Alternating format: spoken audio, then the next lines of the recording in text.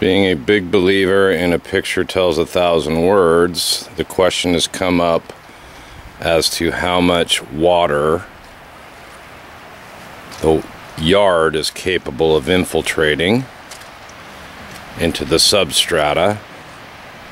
And so we'll do a quick little walk here and have some visual evidence. It's not rained in at least 5 hours. I suppose, or I was told that we'll get a substantial amount of rain later this afternoon and tonight, but as you can see as I walk the property, that the ability for the ground to absorb literally any water is negligible at best.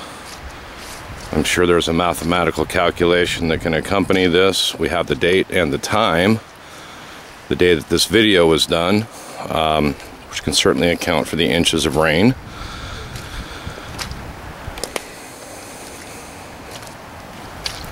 But as I say, this is a pretty telling tale, because the answer to the question is how much can the water penetrate the yard and then contribute to the water coming out the bank. The answer is not much. The entire septic mound has been eliminated as a source via the county's septic dye test that was completed. I spoke today at 421 with the county. They confirmed that no water reached the beach after 2.5 weeks of testing. So that takes out basically this side of the yard, the mound, and this side of the yard would be where Mr. Miner insisted that the ground was impervious. So it may not meet the Frye standard for evidence, but anecdotally, I think it's pretty clear that we live in clay. And I think it's pretty clear, as the water squishes underneath my feet, that this portion of the ground can in no way infiltrate over 1 million gallons of water a month, which is the calculation of what comes over my bank. And on it goes. Of course, the rest of it is impervious. So,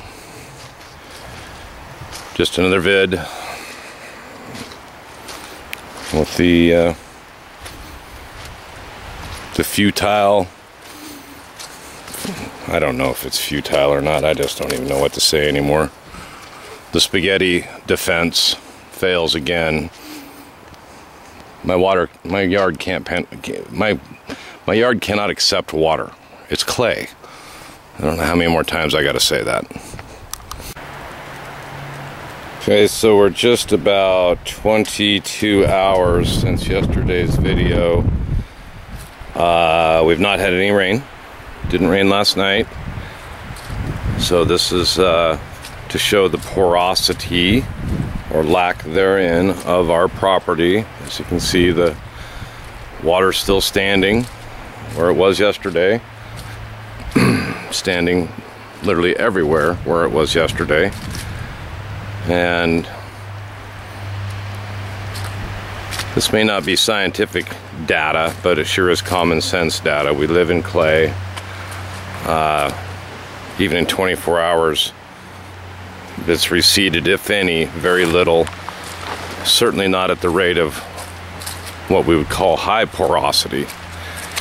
As you can see, the ground's still soaked. This is a typical characteristic of clay. We'll walk over here to the junction of the drain pipes. You can see the flow, because we're going to go down and take a look at the flow on the beach. As you can see, the water's flowing greatly through both culverts, our cross culvert in particular, where our primary leaks are. We'll just take a little walk on over there, see the volumes. It should be understood that the entire property that I'm panning the camera on is of a higher elevation than the ditch, and all of that area drains into this ditch. As you can see, the water is running. There was a comment made in one of the legal findings about standing rainwater, which I'm not quite sure what standing rainwater even means, but as you can see, this is not standing. This is running towards the beach. One more quick date time stamp.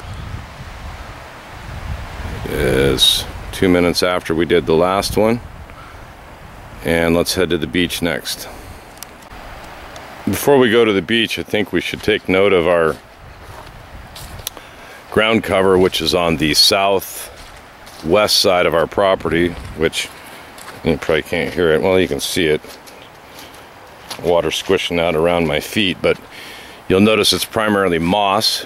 Characteristic of moss is shade and high water content. And as I videoed yesterday, we still have standing water on this side of the yard as well. Again, that speaks to the permeability rate of the clay, which there is none. It holds water, it's shady, and that ultimately is why the bulk of this yard is moss on this side. Has been ever since I lived here. There's no real way to stop it. Okay, now down to the beach. I think this will serve it's a pretty good barometer as well of the permeability of the clay. This is the slope failure area. Right about where that standing water is where the previous water would come out the bank. Actually just a little bit more where the camera's panning, but you'll notice even the water here on the bank where the soils were disturbed greatly, it just won't take the water. The same is true with the lower bank. You still have standing water from the rains yesterday. It'll actually sit there and it'll sit there till it evaporates off. These two lower terraces are all fill. This is what had to be taken out due to the slope failure. That's probably good enough on that. Before we take a measurement of the water coming out of the surface drain, I'm sorry, the French drain, I think we should note this is running water on the beach, and that is running water on the beach as well. And when I was questioned regarding where did the water go from the ditch, I replied to the beach. And this is an example of that. All water in this area, all water on the planet runs to the beach. That's not to say that it runs out of my bank. It merely means that it comes from upslope to downslope and ends up on the beach. That's all I was asked, and that's all I responded to. Nothing more, nothing less. I certainly did not say it came out my bank in 1997 and made it to the beach. Nowhere in the record does that statement exist. Unfortunately, I'm not going to be able to get a measurement.